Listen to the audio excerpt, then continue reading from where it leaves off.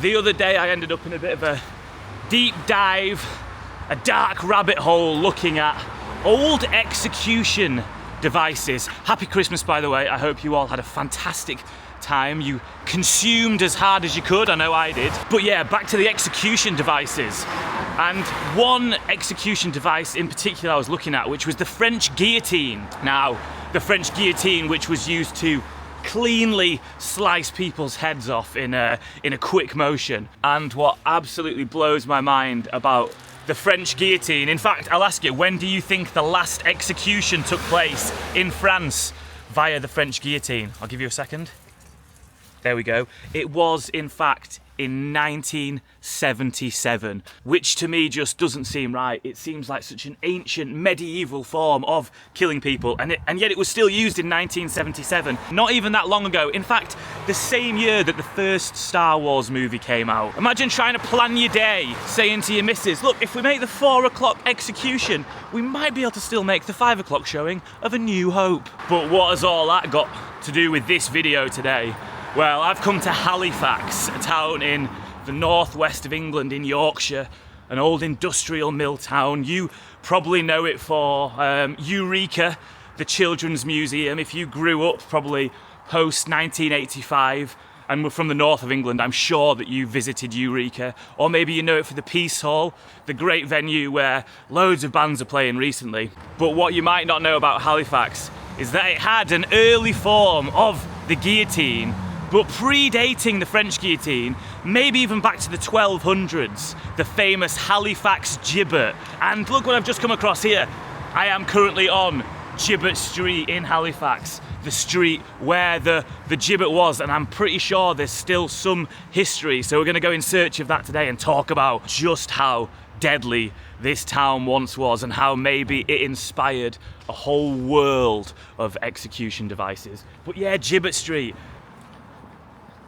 There's also a load of absolutely stunning mill chimneys still standing in Halifax. That reminder of how this place was once so prosperous from the industrial days. So we'll go explore a few of them as well. I've got my drone. So yeah, let's go explore. Let's go explore the mad history of this once deadly town. Ooh, all right. Okay, so I think we found just our first little bit of history in relation to the gibbet. So look at this, there's a bloody car in the way. Can you see that there? So this street I'm on here is called Cromwell Terrace. So it was in fact Oliver Cromwell in 1650 who stopped the gibbet from being used anymore. He thought it was too brutal, a too brutal form of punishment. He wanted to move away from that sort of glorified feasts of England and spectacle executions. So he banned the gibbet from being used. So I'm sure that's why this street is called Cromwell Street. So we must be close to the spot where the gibbet was. And here we go, we found it. We found the gibbet. Oh, check this out. Look at that. I mean, if someone asked you to draw a guillotine, you'd probably draw something like that, wouldn't you? However, this, yeah, maybe was even used as far back as the 1200s. So way before France even got involved in this sort of beheading. There it is, the Halifax Gibbet. I've seen photos of this as well down here. So this was actually the original stone that was used to build the base, because I think they moved it from potentially somewhere over there, but they moved it just a little bit of distance. But you can see here, that's new stone, that's old stone, where they've had to rebuild it. And apparently on the steps as well, you can kind of tell, because some are smoother and some are, yeah, so you can see the steps going up round, round, round, round. And then these newer ones at the top have got the sharp edges, so you can see they've rebuilt that. So who would get sent to the Halifax Gibbet? Well, if you were caught stealing, I think the value was of more than 13.5 pence, then you would be sent to, well, it would go through the whole judge, jury, executioner system actually. Halifax was very diplomatic in its trials. If you were found guilty, you would be sent here and, yeah, sentenced to death. Now, say if you'd stolen animals, say if you'd stolen a cow, then what they would actually do sometimes is, how it worked was, there would be a piece of rope which would be pulled and then the blade would drop, and they would tie the rope to the animal or the cow that you'd stolen, and then the last thing you saw as you were walking away would be that cow that you've stolen before your head gets chopped off. Crazy.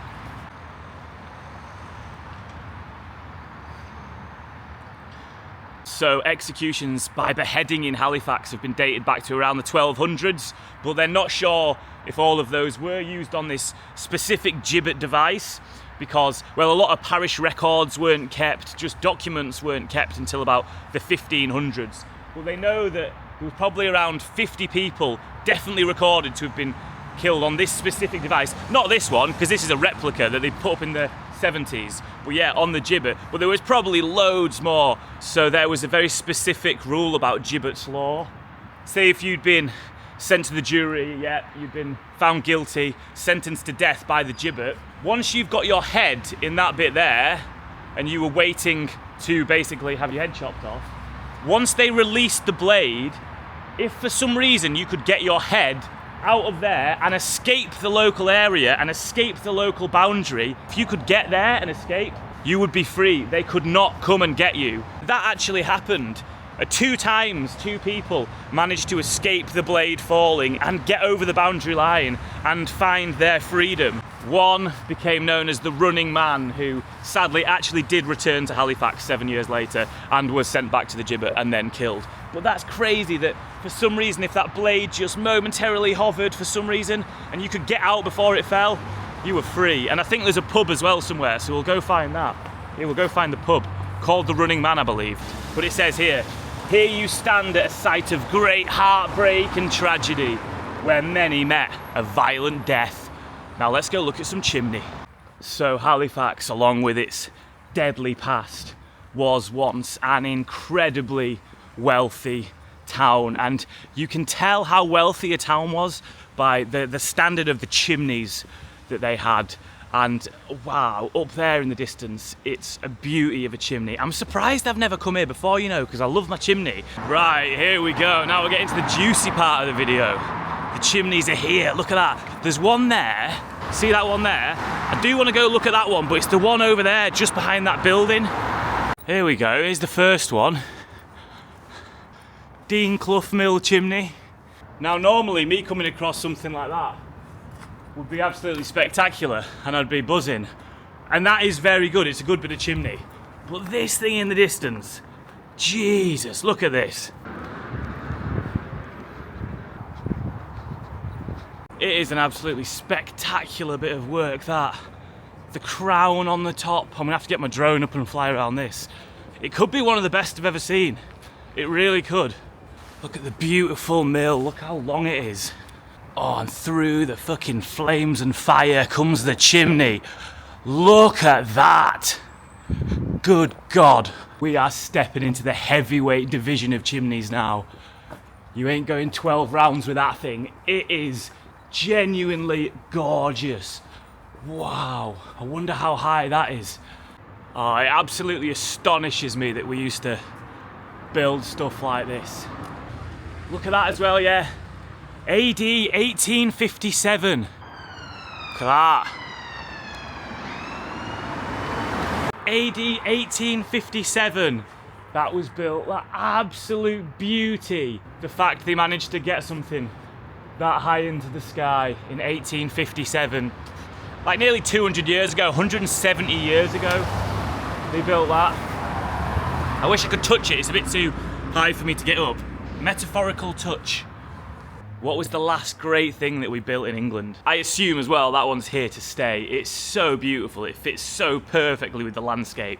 So as I said, and you're probably aware now, that this video will be a mixture of me both getting excited about chimneys and looking at Halifax's brutal, deadly past. So let's get back to a bit of that. And here we go, look. The Running Man pub. What a sign that is, the Running Man pub with the French, sorry, not the French guillotine, the Halifax Jibber on the picture, which is, yeah, famed for, or named after the infamous, I think his name was John Lacey, let me just check that. Yeah, his name was John Lacey. And in 1617, he managed to avoid execution by the gibbet by running away before the blade could hit him, and he made it to the boundary line.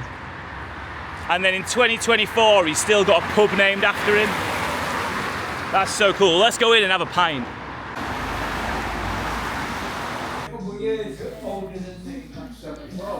Yeah, so I realise in there, in the Running Man, not the kind of pub that you just whip out a camera and start filming and talking to yourself. Okay, we're back on the chimney hunt. And I know there's a couple, I think, down here near the train station, because I always look at them when I'm on the train going through Halifax. And I'm sure you do as well. So let's go see if we can get up close and personal with a lovely bit of chimney. Oh, there it is. Wow. My God, these are fantastic.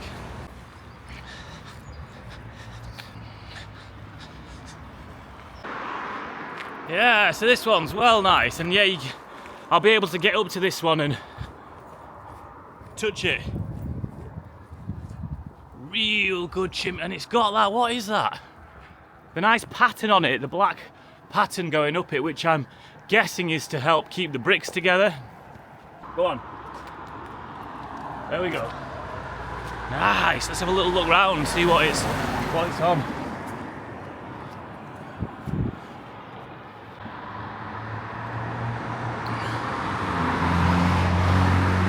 A real nice one that. A real nice one that I've wanted to come see for ages, just because I've looked at it so many times on the train.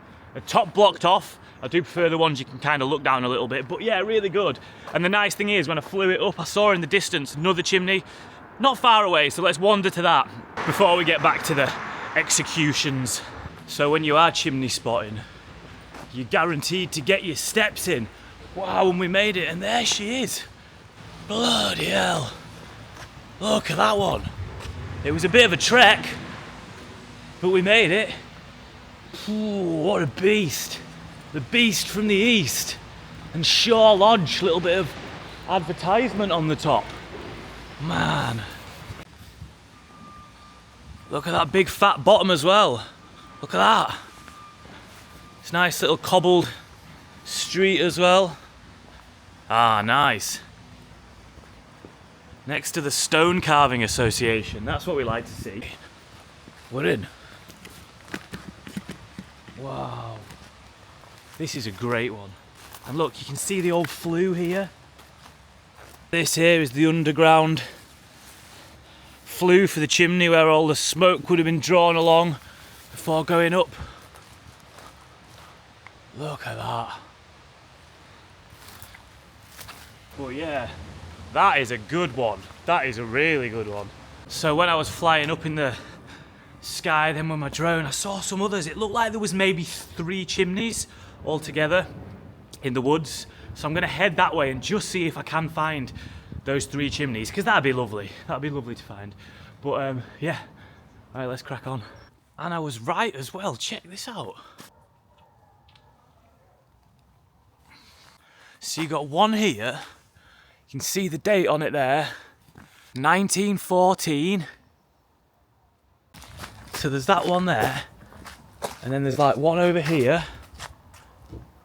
We getting here? That one over there as well. Ooh, there's one tucked in the woods. This video is class. Look at this one here, just tucked away. The things we do to see chimney. Oh wow, look at this. So here we are, if you can see, literally inside the chimney. That is ace. Wow.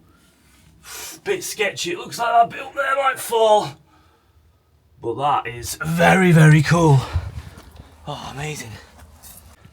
So I didn't expect to find this many chimneys or get off the beaten path as much as I have done. And we will get back to the Halifax Gibbet soon, because the original blade from the gibbet that will have, I don't know, been used to kill who knows how many people, is on show in one of the museums still in Halifax. So we're going to go take a look at the original blade first. But look at this chimney, just in the middle of nowhere. Can you see that? I just need to see if I can get up and touch that. That's absolutely ace.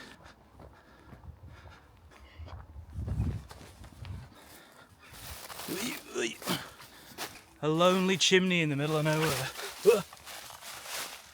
Whoa. So how many chimneys that today?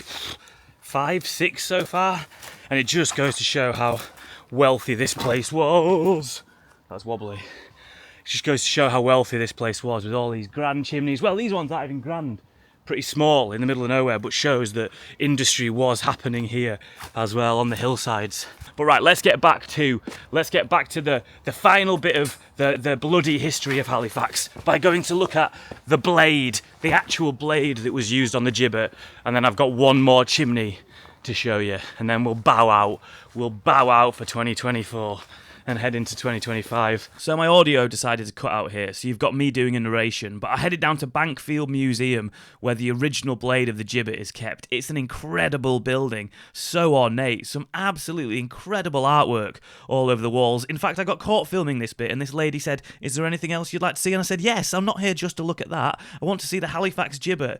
And I'm not sure if she believed me, but she took me anyway. So here it is, the original blade from the Halifax Gibbet, and I couldn't believe it. It actually seems so small and unassuming, but don't be fooled. This, in contrast to the guillotine, which was a sharp diagonal blade, wasn't in fact sharpened at all, and it was all about that huge amount of weight that was put behind it before being dropped. And it was reported that it was so forceful it could crush the neck of a bull. This inanimate object that put the fear into so many people, so many wannabe thieves in Halifax in the age of the gibbet law. So here we are at Wayne House Tower.